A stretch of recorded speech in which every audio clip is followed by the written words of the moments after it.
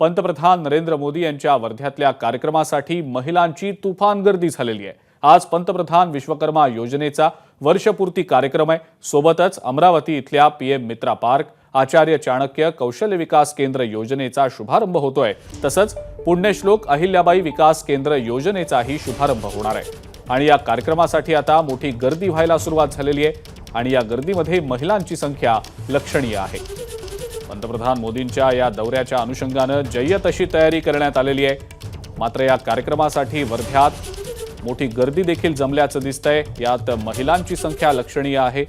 तुषार कोहळे आपले प्रतिनिधी सभास्थळावरून आपल्याला या संदर्भातली अधिक माहिती देत आहेत। तुषार, पंतप्रधान मोदींच्या या कार्यक्रमासाठी आधीच मोठी गर्दी झाल्याचं दिसतंय, त्यात महिलांची संख्या देखील मोठी असल्याचं समजतंय। तुषार, काय नेमकी माहिती?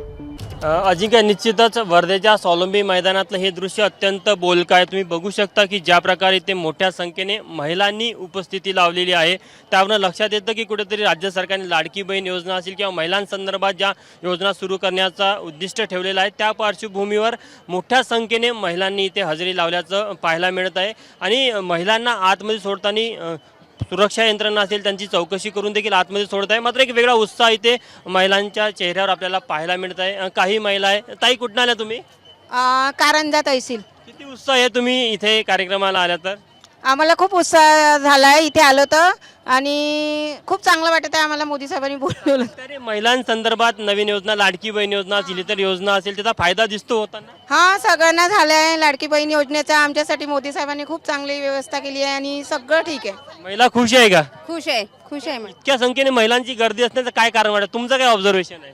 योजनांबद्दलची नवीन माहिती आणि ज्या काही सरकारच्या योजना आहेत त्या महिलांपर्यंत, तशाच कौशल्य विभागापर्यंत पोहोचायची आहे, यामार्फत पोहोचू शकते असं मला वाटते।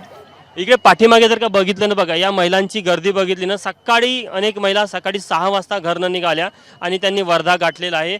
वर्धा जिल्ह्यातल्या ग्रामीण भागातील वेगवेगळ्या भागातून आलेल्या महिला आहेत। ताई, तुम्ही कुठून आल्या?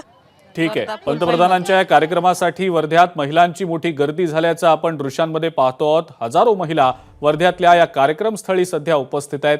तुषार, धन्यवाद माहिती दिली त्याबद्दल। या संदर्भातले अपडेट्स आपण घेतच राहू। एबीपी माझा, उघडा डोळे बघा नीट।